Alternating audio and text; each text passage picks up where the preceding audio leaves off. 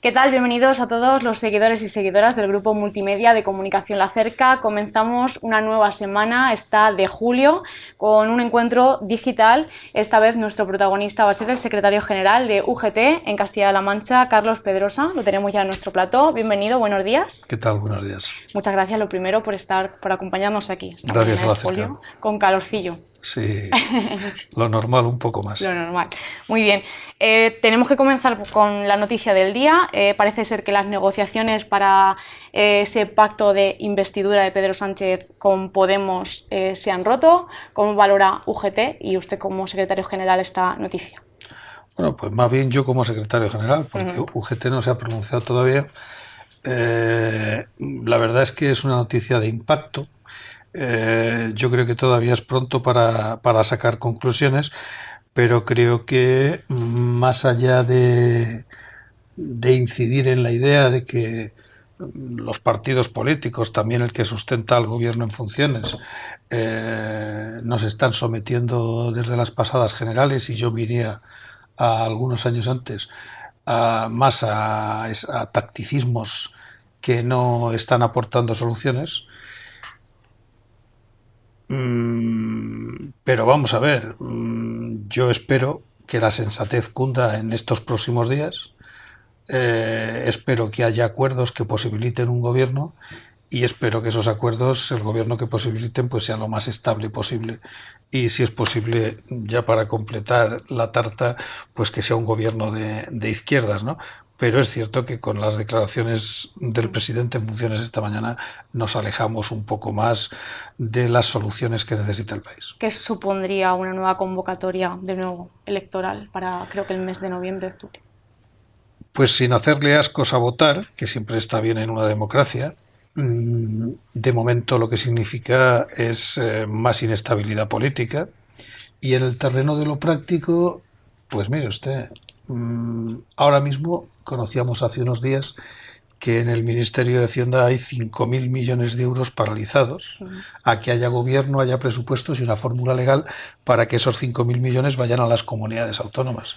Bueno, pues supondría algo tan concreto como eso, que no vamos a abordar ya la derogación de la reforma laboral, que no vamos a abordar ya las políticas que necesita el país, que no vamos a abordar ya el debate sobre financiación autonómica, y que, bueno, pues incluso en el escenario de que hubiera un gobierno estable y con mayoría suficiente a final de año, cuando quiera tomar posesión y unas cosas y otras, pues seguramente para conocer los presupuestos generales del Estado tendríamos que esperar a febrero o marzo del año que viene, ¿no? Lo cual arroja incertidumbre. Y recordar una cosa, hace escasos días la Comisión Europea, las instituciones europeas ya advirtieron al gobierno de España que la inestabilidad política, la incertidumbre política está afectando y puede afectar a la economía del país y por lo tanto al empleo. En caso de ir a elecciones, en la parte democrática está bien, pero en la parte política significa un fracaso con mayúsculas de los partidos que tienen hoy representación en el Congreso y en el Senado, y un problema muy grave para la sociedad española. Ya lo comentábamos antes en la sala de juntas antes, este tipo de situaciones son las que hacen que los políticos, la clase política, suponga uno de los principales problemas para los ciudadanos, justo por detrás del paro. Bueno, eso son las cuentas que nos hace el CIS.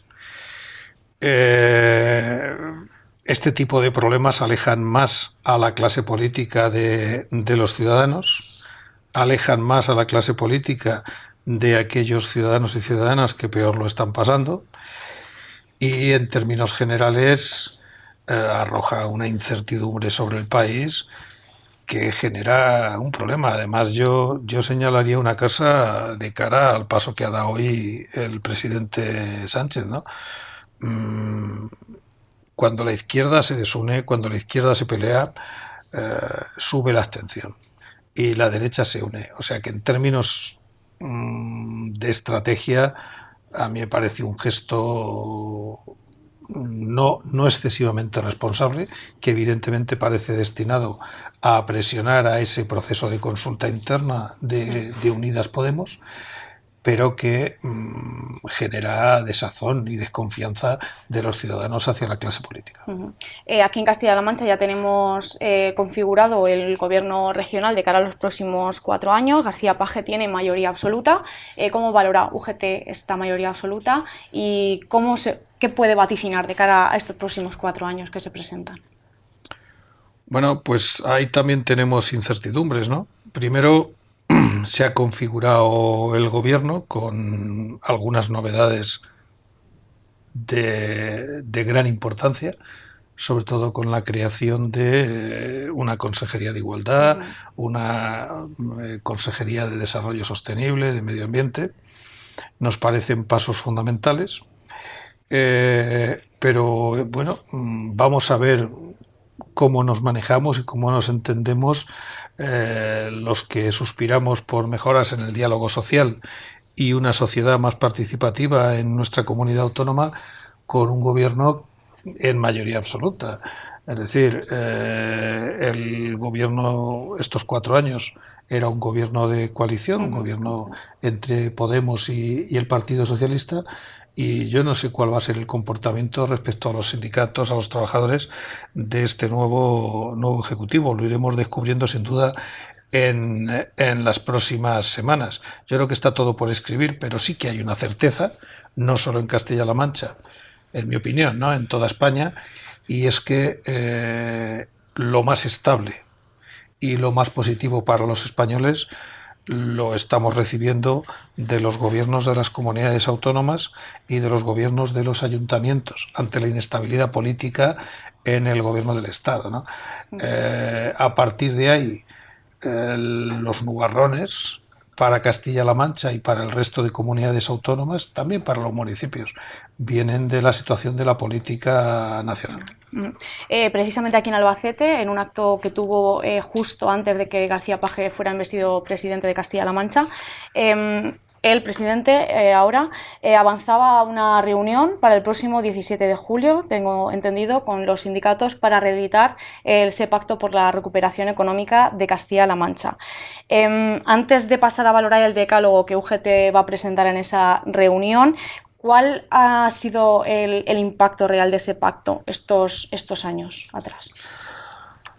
Pues vamos a ver, ha sido un pacto en términos generales positivo, porque ha condicionado, ha hecho girar y ha mejorado, en mi opinión, estoy convencido que los compañeros de comisiones piensan lo mismo, las políticas de gasto del gobierno, o al menos las primeras intenciones de políticas de gasto del gobierno de Castilla-La Mancha en algunos aspectos. Pero, repito, estamos en una situación diferente. La situación económica es mejor que en 2015.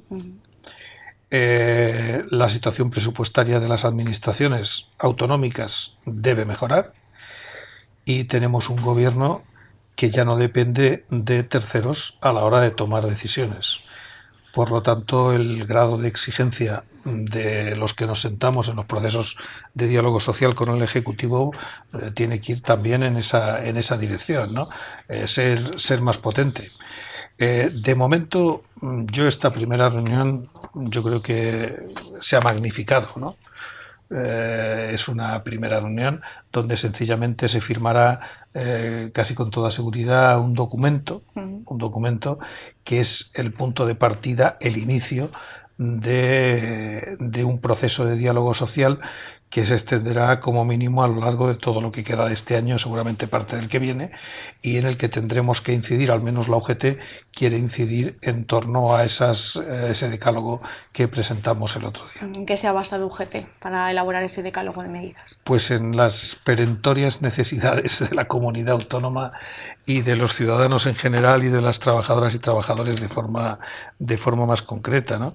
Es decir, mire, el margen de maniobra para acometer los problemas más graves que tiene la sociedad de una comunidad autónoma como Castilla-La Mancha es muy limitado y todo empieza por la financiación.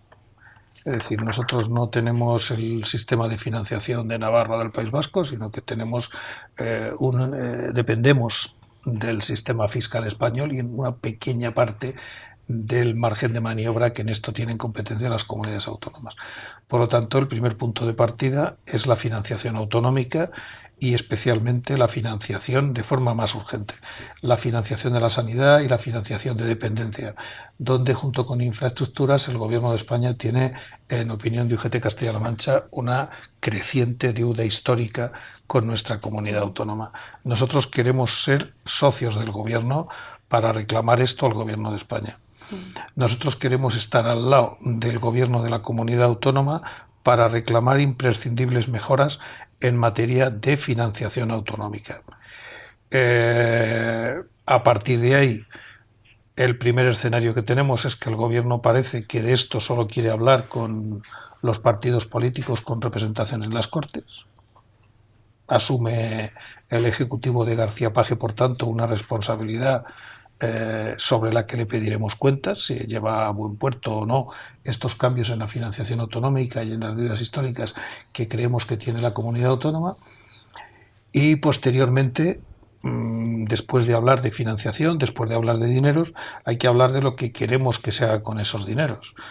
Pues tenemos una cosa que lo resume todo y que es muy difícil de ejecutar, y son los objetivos del milenio, ¿no? La Agenda de Desarrollo 2030, donde se habla de lucha contra la pobreza, donde se habla de empleo de calidad, donde se habla de desarrollo industrial, donde se habla de medio ambiente.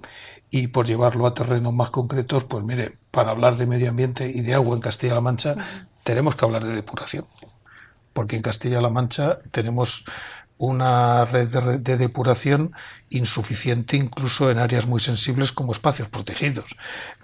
Queremos hablar de despoblamiento, hoy todo el mundo quiere hablar de despoblamiento, bien, pero nosotros queremos hablar de mejoras en el servicio de atención primaria, de sanidad, en atención primaria, en zonas rurales, porque eso es lo que fija población.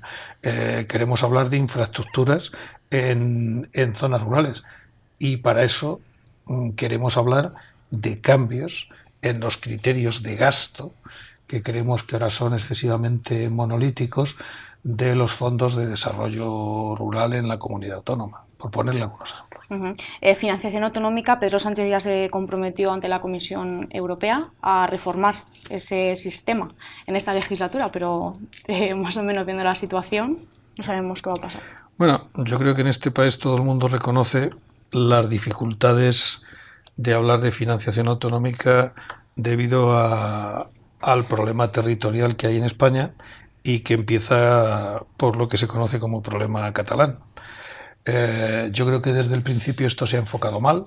España tiene un problema territorial cuyo epicentro, sin duda alguna, por la gravedad del mismo, es el problema catalán, pero el problema territorial puede empezar allí, pero no acaba allí. El problema territorial sigue en otras comunidades autónomas que tienen serias deficiencias de financiación para sostener, estamos hablando de sostenimiento, no de grandes mejoras, los servicios públicos, repito, especialmente sanidad y dependencia. Pero esto lo dicen en Valencia, esto lo dicen en Murcia, esto lo decimos en Castilla-La Mancha, no es algo nuevo. La diferencia es que las voces que se alzan desde Valencia son las voces unidas del Gobierno de la comunidad autónoma, de los sindicatos más representativos, de los empresarios, de las diputaciones. A ese escenario es al que queremos llegar desde la UGT en la comunidad autónoma. Y luego, pues, el Gobierno de España ha hablado de que hay que cambiar la financiación autonómica, pero bueno, también hablaba de que había que derogar la reforma laboral y, sin embargo, ha concurrido a las últimas elecciones quitando eso de su programa, ¿no? Entonces, veremos.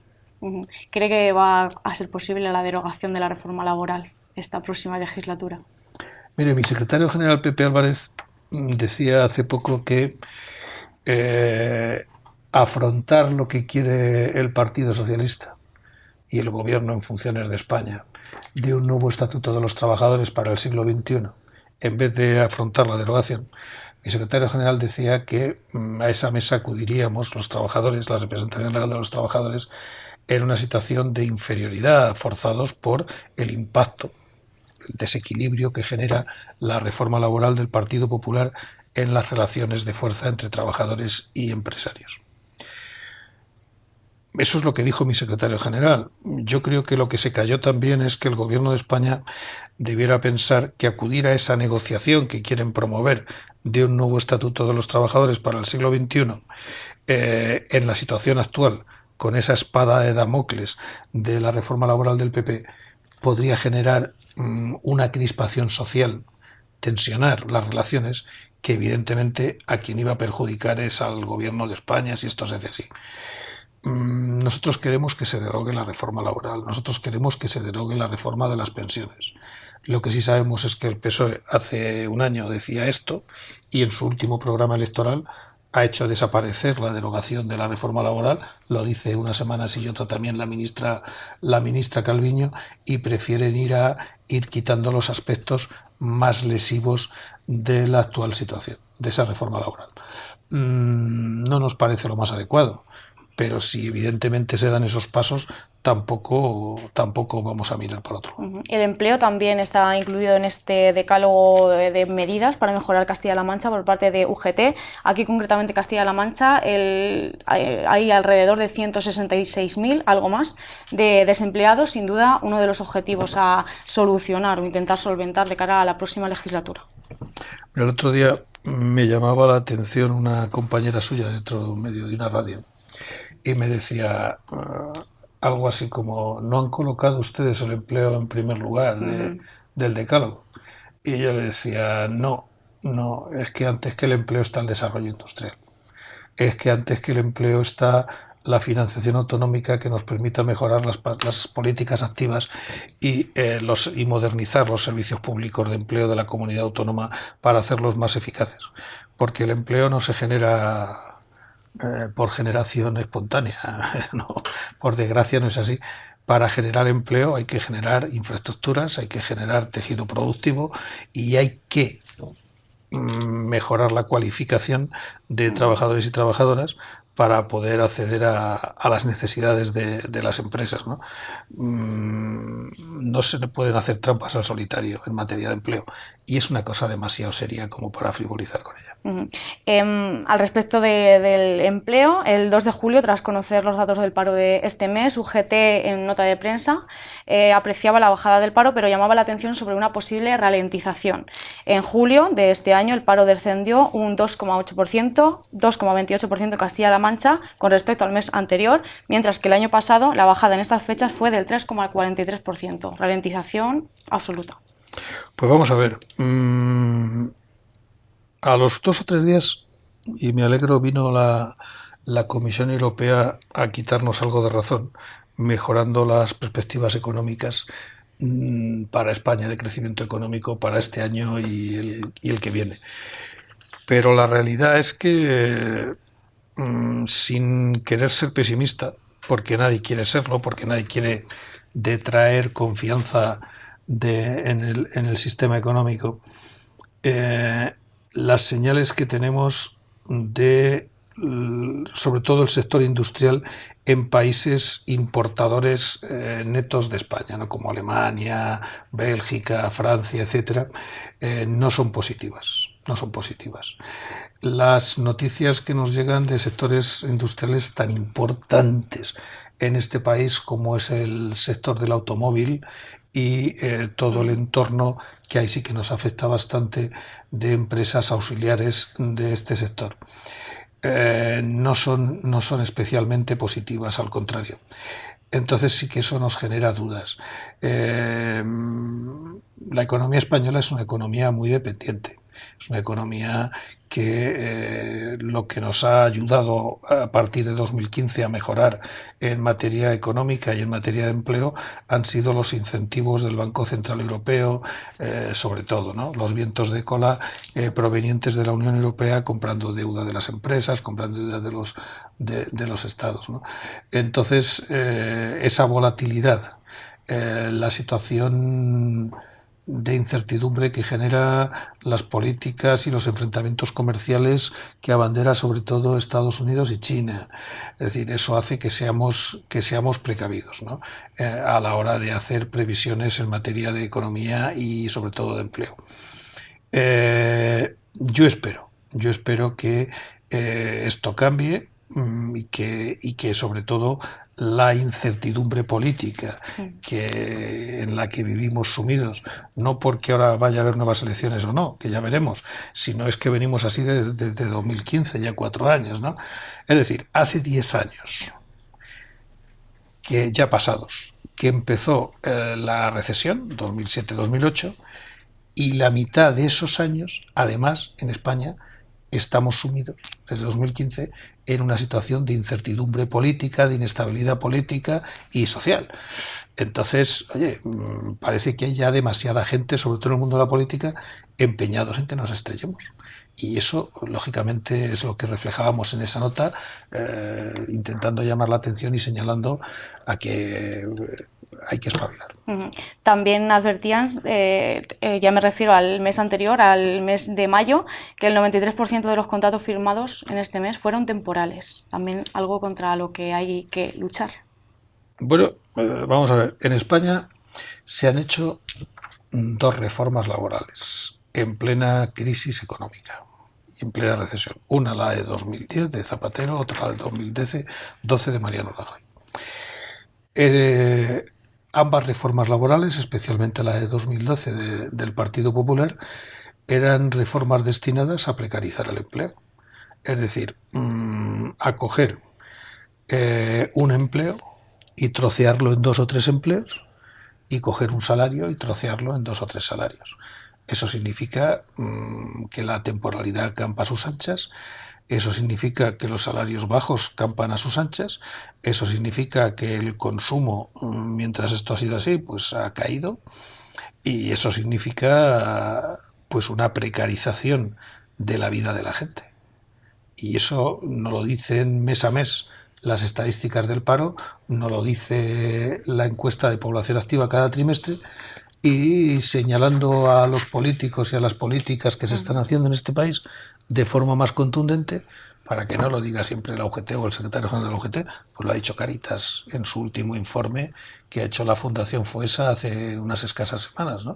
Entonces, bueno, a ver si alguien desde el mundo de la política dice aquello de con la Iglesia hemos topado y hace caso. Medidas como el control horario que entraba en vigor el 12 de mayo, no sé si están ya viendo algún tipo de ventaja de esta medida o cómo está evolucionando en cuanto a la ayuda a acabar con la precarización laboral contra los contratos temporales. Bueno, con el control horario hay 2 cosas, ¿no? Mire, hoy publicaba una noticia los compañeros de Comisiones Obreras hablando del número de horas extras sin pagar que se hacen en Castilla-La Mancha, que es un porcentaje escandaloso.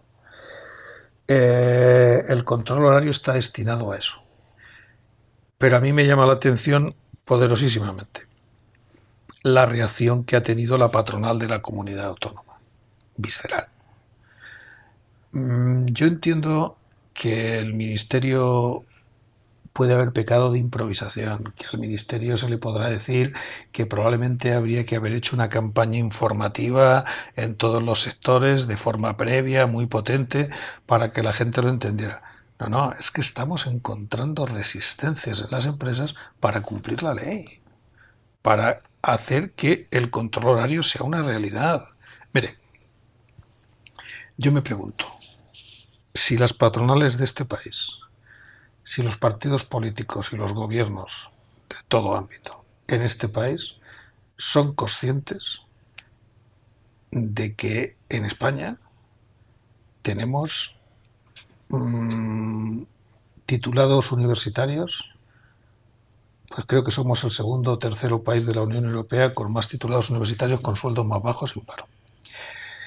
Somos el segundo peor país en la Unión Europea en cuanto a la situación salarial de los trabajadores no cualificados. Es decir, si no eres cualificado, mal. Si eres cualificado, también mal.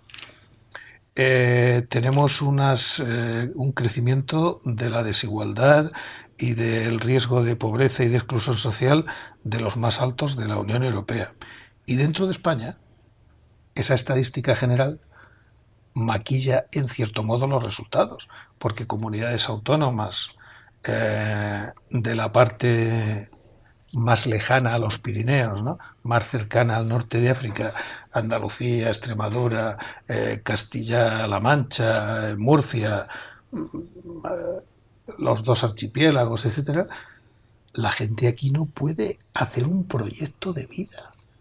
Es decir, es que aquí la gente no puede hacer un proyecto de vida, pero ya no los jóvenes, en los que es un dramón. Es decir, estamos hablando de que en la última encuesta de población activa, creo que el desempleo femenino de jóvenes y mujeres, estaba en torno al 40 y tantos %. Un disparate, un disparate.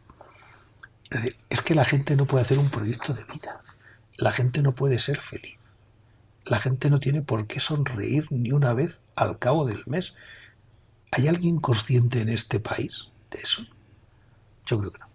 En este panorama que nos plantea, ¿qué tipo de esperanza o de, no sé, algo de luz se le puede dar a la gente que nos esté viendo, trabajadores, empresarios? Y ya vuelvo con la próxima pregunta que le iba a hacer. El índice de confianza empresarial subió en Castilla-La Mancha un 2,7% en el tercer trimestre de este año en relación con el anterior, pero sin embargo la comunidad autónoma ha perdido 644 autónomos en el primer cuatrimestre del año, según la Asociación de Trabajadores Autónomos. Esta situación. Sí, mire, yo creo que la esperanza es la política. Y la esperanza es que, mire, por ponerle un ejemplo a la ciudad de Albacete. Uh-huh. Y está de fuera de toda duda que yo soy de Albacete, amo profundamente a mi ciudad y mi vida es mi ciudad y mi provincia. Pero tengo una ventaja sobre algunos, y es que yo Albacete lo he vivido desde dentro. Yo he vivido Albacete en los últimos 59 años desde dentro, pero también llevo 17 años viéndolo desde fuera. Es decir, yo Albacete lo veo desde Guadalajara, desde Cuenca, desde Toledo, desde Ciudad Real, y sin querer molestar a nadie. La ciudad de Albacete, yo tengo la sensación de que es una ciudad secuestrada. Creo que hay un secuestro de la sociedad civil en torno a un discurso único, y eso tiene consecuencias en la vida de la gente, tiene consecuencias a la hora de que sepamos de verdad cómo está la ciudad, cómo está la sociedad. Eso se puede generalizar en muchos aspectos a la sociedad, al conjunto de la sociedad del país. Y este mundo y esta sociedad o lo salvamos la gente o lo salvamos los trabajadores, y somos más exigentes, nos movilizamos más, somos conscientes de que hay que politizar los problemas, o no tendrá una buena solución, o no la van a diseñar al gusto de algunos y no nos gustará el resultado. La esperanza es la gente y la esperanza es la política. Mire, le voy a poner un ejemplo que alguien dijo. En España vivimos en su día el tema de los desahucios. Los desahucios, como el paro, eran un drama personal que a quien le afectaban lo llevaba a escondidas, avergonzado. De repente surgió la plataforma antidesahucios y todos los movimientos del 15M, y los desahucios se convirtieron en un problema político. Y entonces se empezó a luchar contra ellos, y las administraciones, los políticos, todas las instituciones le pusieron altavoz. Otra cosa parecida está pasando en torno al despoblamiento. Pues eso es lo que tenemos que hacer, convertir nuestro día a día en un problema político. Hay cierta desmotivación, por eso la gente igual no hace movilizaciones, no se moviliza tanto. Claro. En el momento que no te sientes representado, en el momento que pones el telediario y no hablan de tus problemas. Es decir, es que en este país desde 2015, cuando yo digo estamos en una situación de inestabilidad política, desde 2015 llevamos en una situación de inestabilidad política prácticamente la mitad del tiempo que hemos estado en recesión y en la crisis posterior. Lo que estoy diciendo es que hay una desmotivación, hay un problema de lejanía Pero ese problema no va a venir a solucionarlo ni los políticos, ni la gente que está en el Congreso, ni en el Senado. Ellos cobran a final de mes. El problema lo tenemos que solucionar la gente en la calle. El problema lo vamos a tener que solucionar. Es decir, esa tristeza social la tenemos que solucionar nosotros, los ciudadanos. ¿Y los políticos, ante este panorama, ante esta situación, algún tipo de responsabilidad tendrán que tener? Hombre, la tienen toda. La tienen toda. Eso, vamos, que nadie tenga duda. La tienen toda. Igual que los sindicatos, igual que los medios de comunicación, igual que todo el mundo. Es decir, todos tenemos nuestra parte de responsabilidad. Los políticos la primera. Además lo dicen los ciudadanos en la última encuesta, es decir, señalándolos como segundo problema del país. Pero a partir de ahí, todos tenemos la responsabilidad de hacernos oír. En este país se lleva demasiado tiempo hablando de que las comunidades autónomas son un problema cuando son la solución. En este país se lleva demasiado tiempo y se ha pasado demasiado tiempo criminalizando la política cuando la política es la solución. Lo que no es la solución es dejar la política en manos de los políticos. Es decir, la solución en este país está en que los ciudadanos seamos los protagonistas de nuestra vida. Antes de despedirnos, quiero también hablar con usted sobre algo que está pendiente aquí en la ciudad de Albacete. No sabemos todavía lo que va a pasar en relación a Airbus Helicopter, en cuanto a empleo de calidad, numerosos empleos, por cierto, y a implantación de industria como creadora de empleo aquí. Bueno, nosotros, UGT, los compañeros de la sección sindical, han pasado un año o año y medio muy complicado. Es decir, mire, hace unos meses mi secretario general Pepe Álvarez vino de visita a la empresa, estuvimos reunidos con los compañeros de la sección sindical, dimos una asamblea con trabajadoras y trabajadores de la empresa y mi secretario general dijo una frase a los medios de comunicación, creo que fue además: es muy importante que en una provincia, que en una ciudad como Albacete, que en Castilla-La Mancha, se radiquen empresas como esta. Empresas del sector industrial, empresas con un componente de valor añadido, de valor tecnológico importante. El Helicopter se montó en Albacete en gran medida para todo el proceso de fabricación y revisiones. Tiene un nombre inglés muy raro, pero son las revisiones, sí, la ITV para entendernos, de unos helicópteros, concretamente del NH-90. Recientemente el Gobierno de España ha firmado 1.200 millones de euros, un presupuesto de compra de helicópteros de este modelo, y su fabricación ya no se va a hacer en Albacete. Eso se va a hacer en Francia o Alemania, no lo sé todavía con seguridad. Pero lo que sí le puedo decir es que la empresa que más factura de Albacete, que es Airbus Helicopter, va a dejar de ingresar 1.200 millones de euros por fabricación de helicópteros. Eso, aparte de la pérdida de puestos de trabajo que se pueda producir en esa parte del valor añadido de desarrollo industrial, pues lo que tenemos es que una empresa de Albacete ha perdido un contrato de 1.200 millones de euros. Y lo gordo es que ese contrato lo ha hecho el Gobierno de España. Luego el presidente Page dijo que se iba a montar una planta o una área de logística dentro del bus. Pues nos alegraremos porque, oye, si eso se hace, que yo todavía no lo he visto, pero si eso se hace, pues serán 500 o 600 puestos de trabajo.